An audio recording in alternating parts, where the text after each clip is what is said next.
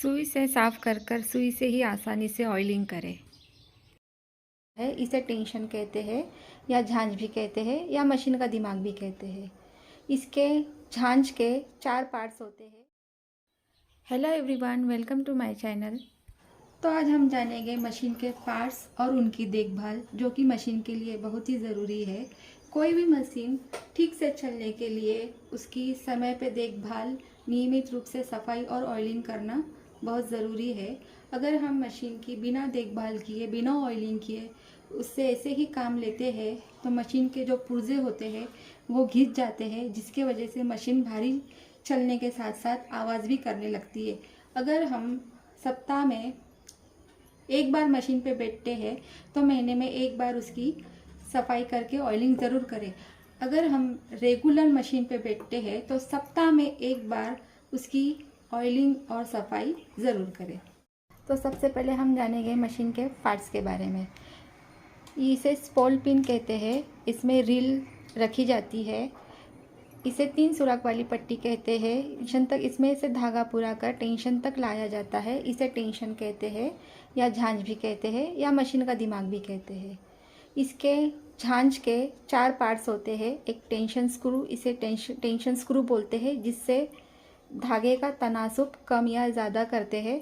इसे स्प्रिंग कहते हैं और इसे स्टील की 2 प्लेटें कहते हैं, जिसमें से हम धागा पूरा कर लेते हैं। झांझ के बाद इसका नंबर आता है। इसे कान या टेकअप लीवर भी कहते हैं। इसमें से धागा पूरा कर हम सुई तक लेकर आते हैं। इसके बाद ये वाला जो हिस्सा है इसे निडल बार कहते हैं, जिसमें सुई फिट होती है। इसके बाद ये निडल बार में ही निडल स्क्रू होता है, जिसमें हम सुई को फिट करते हैं, उसे निडल स्क्रू कहते हैं। इसके बाद जिन खाँचों में से सुई जाती है उसे निडल प्लेट कहते हैं। ये जो राउंड है ना स्टील का, इसे निडल प्लेट कहते हैं।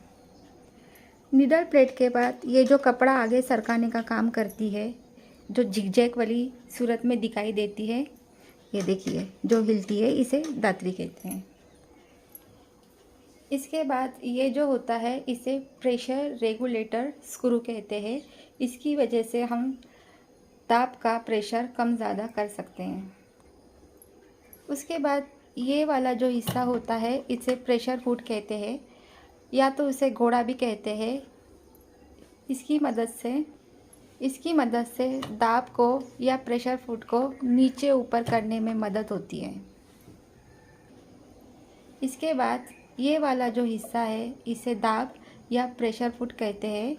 इसके बीच में और दातरी के बीच में कपड़ा रखकर इसे इस तरह से सेट कर सिलाई करते हैं।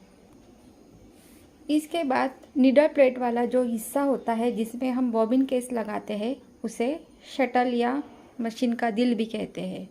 अगर ये काम करना बंद हो जाए शटल, तो पूरी मशीन ही काम करना बंद कर देती है। इसके लिए इसको मशीन का दिल कहा जाता है या शटल।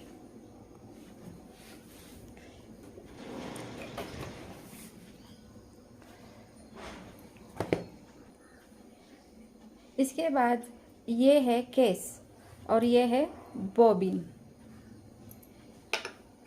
ये बॉबिन है और ये इसकी केस है।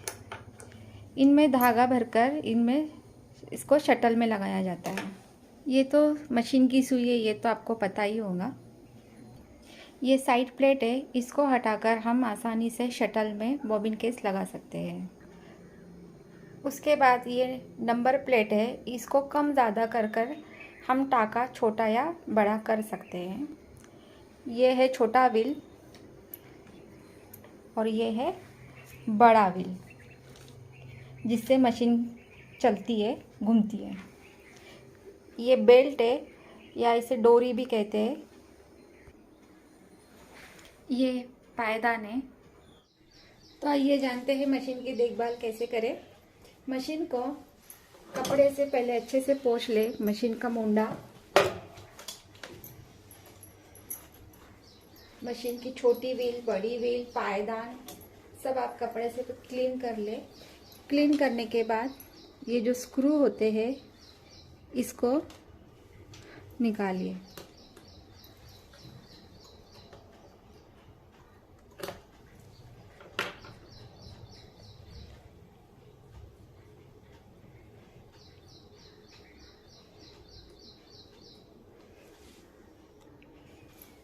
सुई को ऊपर करें, ये जो दाव है घोड़ा इसको भी ऊपर करें और उसके बाद नीडल प्लेट को निकालें। नीडल प्लेट को निकालने के बाद ये ब्रश आता है मशीन साफ करने का, इससे मशीन की दंतरी जो है उसको साफ करें। इसको दंतरी बोलते हैं, इसको अच्छे से साफ करें। ये साइड प्लेट को थोड़ा सा खिसका कर अच्छी तरह से सब तरफ से साफ करें। शटल में से बॉबिन के इसको बाहर निकालें। अब इसको साफ करने के बाद इसमें ऑयलिंग करें। ऑयलिंग करते समय ये बात ध्यान में रहे कि ऑयलिंग हमें सिर्फ मशीन का ही यूज़ करना है। कोई भी अन्य जमने वाला ऑयल जैसे नारियल का या कोई चिपचिपा ऑयल हमें यूज़ नहीं करना है, बस मशीन का ही ऑयल यूज़ करना है। तो इसको शटल में ऑयलिंग करेंगे, दंतरी में ऑयलिंग करेंगे, ज़्यादा नहीं, बस 2 बूंदे शटल और ये मुंडे के बीच में जो जॉइंट है उसको भी ऑयलिंग करेंगे। ऑयलिंग करने के बाद नीडल प्लेट को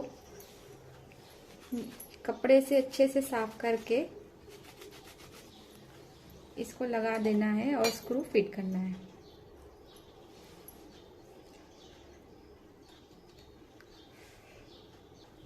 स्क्रू लगाने के बाद साइड प्लेट को फिर से अपना सेट कर देंगे। याद रखें मशीन में अगर धागा हो तो सफाई के वक्त और ऑयलिंग के वक्त इसे साइड में निकाल दीजिए। इसके बाद मशीन के माथे पे ये जो स्क्रू होता है इसको हम खोलेंगे नहीं, बस ढीला करेंगे।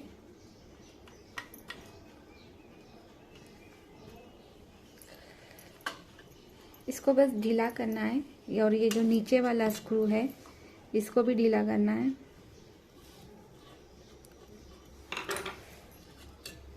ढीला करने के बाद इसको भी हम ब्रश की सहायता से साफ करेंगे।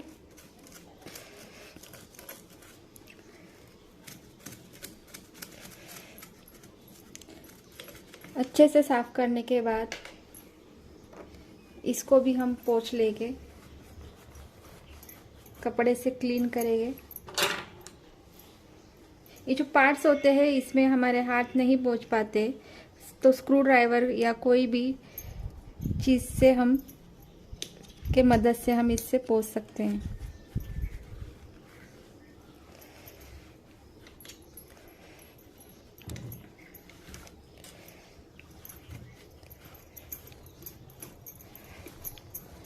इसके बाद इसमें भी हम ऑयलिंग करेंगे। ये जो स्प्रिंग है इसमें हम 2 बूंद, ज़्यादा नहीं, बस 2 बूंद छोड़ेंगे। इधर जो जॉइंट होता है इसमें 2 बूंद छोड़ेंगे। ये जॉइंट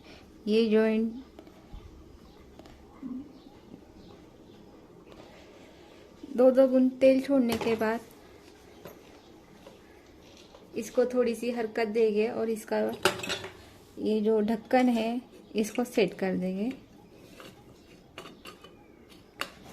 और इसका स्क्रू टाइट कर देंगे।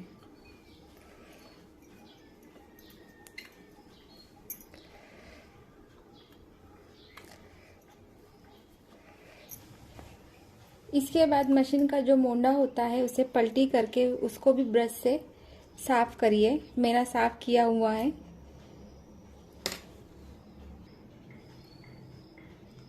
इसके बाद ये जो मशीन में सुराख रहते हैं इनको भी, ये जो सुई के सहारे से इनको भी साफ करें। इसमें कचरा जाकर बैठता है, ये देखिए।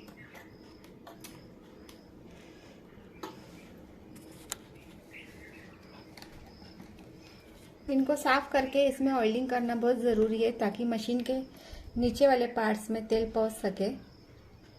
अब इनमें तेल डालने का तरीका ये है कि आप इसमें सुई को रखकर इसके ऊपर तेल डालो तो ये नीचे तक पहुंचेगा, ये देखिए। दूसरा तरीका ये है कि आप इंजेक्शन के सहायता से भी इसमें ऑयलिंग कर सकते हैं।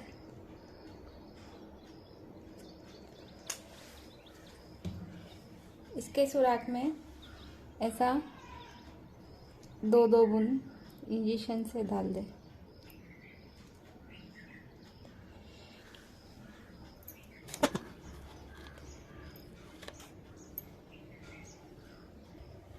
इन खाँचों में अगर आप सुई से तेल डाल रहे हो तो इसे रखें नहीं, क्योंकि ये चले जाएगी नीचे। इसको पकड़ के रखें इस तरह से, फिर तेल डालिए, या फिर इंजेक्शन से भी डाल सकते हैं।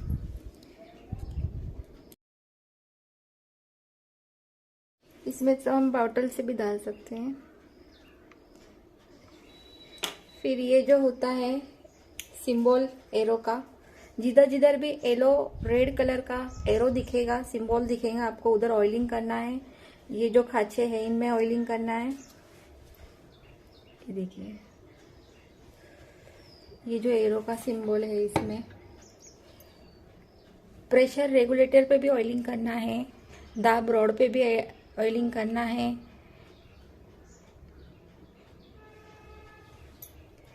टेंशन, इसकी दोनों प्लेटों को पहला आप कपड़े से साफ करें।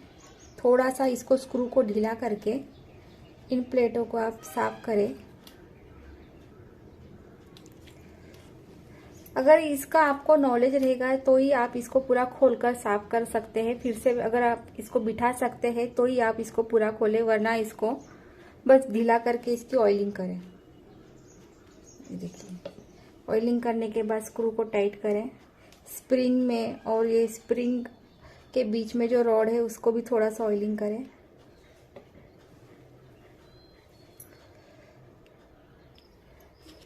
इधर जो व्हील के पास एक खांच है उसमें भी ऑयलिंग करें। अगर आपके मशीन में बॉबिन भरने वाली पट्टी है तो आप उसको भी ऑयलिंग करें। इससे मुश्किल है तो मैं इसमें इंजेक्शन से ऑयलिंग करती हूँ।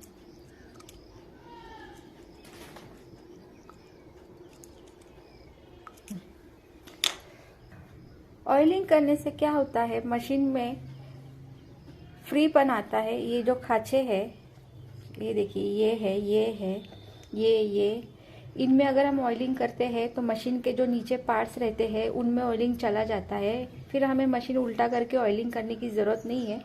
इन खांचों में अगर हम बराबर से ऑयलिंग करेंगे तो मशीन के निचले पार्ट्स तक चला जाता है। और हाँ, सुई में भी हमको ऑयलिंग करना है। सुई, ये जो खांच है नीडल प्लेट की, अगर हम सुई पे ऑयलिंग करेंगे तो बराबर उसकी मदद से जाएगा।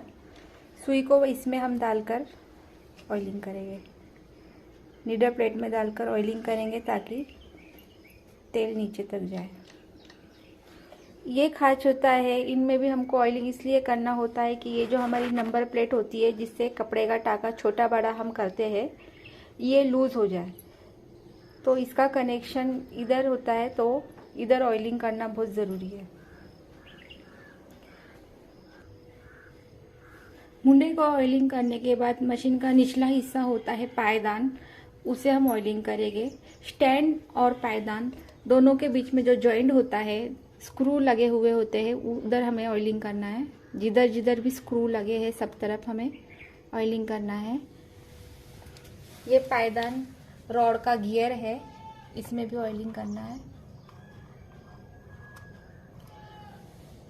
ये वाला जॉइंट स्टैंड और पायदान का, इसमें भी हमें ऑयलिंग करना है। इसके जो स्क्रू है ये साइड से, इधर भी हमें ऑयलिंग करना है। इसके बाद बड़े व्हील और पायदान के बीच में जो झूला होता है जिसे बेरिंग कहते हैं, उसे भी ऑयलिंग करना है। हो सके तो बेरिंग को ऑयलिंग के बजाय आप ग्रीस लगाएं, क्योंकि ग्रीस ऑयलिंग से बेहतर रहता है। लेकिन मेरे पास अभी ग्रीस नहीं था तो मैं ऑयलिंग कर रही हूँ। ये वाला जॉइंट, ये वाला जॉइंट, ये जो स्क्रू होता है जिससे ये वाला झूला फिट होता है व्हील में, बड़े वाले व्हील में, इसको भी ऑयलिंग करना है। फिर स्टैंड और व्हील के बीच में जो स्क्रू है उसको भी ऑयलिंग करना है।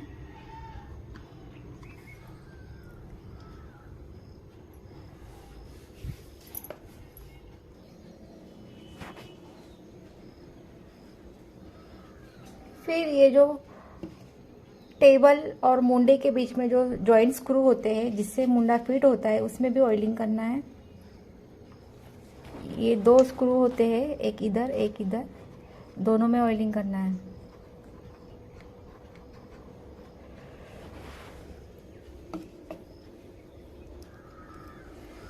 उसके बाद ये वाले जो खांचे हैं इसमें भी ऑयलिंग करना है।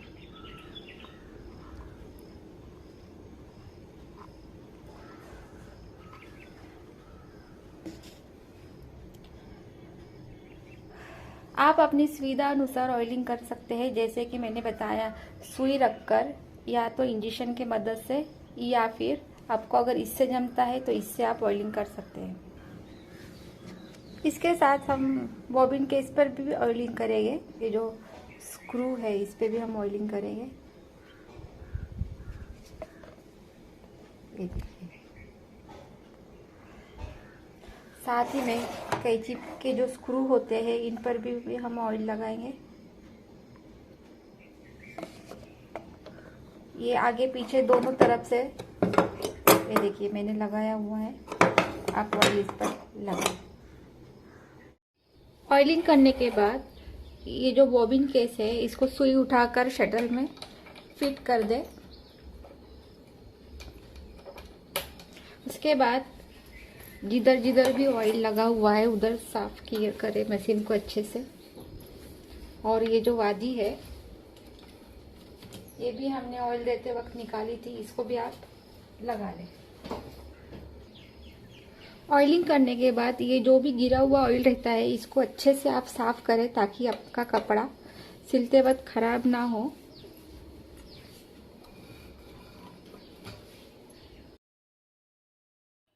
ऑयलिंग करने के बाद मशीन को 5 से 7 मिनट बिना क्लॉथ और धागे के ज़रूर चलाएं। इससे डाला हुआ तेल मशीन के पुर्जों तक चला जाता है। बिना क्लॉथ के मशीन चला रहे हो तो इस बात का ध्यान ज़रूर रखें कि दाब को हमेशा ऊपर की ओर उठा कर रखें। इसकी वजह यह है कि दाब और दंतरी दोनों में घर्षण ना हो और ये ख़राब होने से बचे। ये दोनों पार्ट्स अगर ख़राब होते हैं या इनमें रैशेस होते हैं तो कपड़ा आगे सरकने में बहुत ही दिक्कत होती है।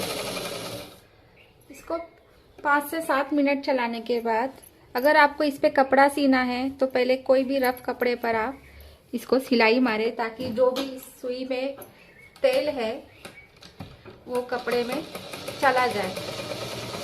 जब तक कि पूरी तरह से कपड़ा क्लियर ना आए तब तक आप इसको ऐसे ही चलाएं, यानी इस पे का तेल जो भी है पूरी तरह से जब तक साफ ना हो तब तक आप कपड़े को चलाते ही रहे ताकि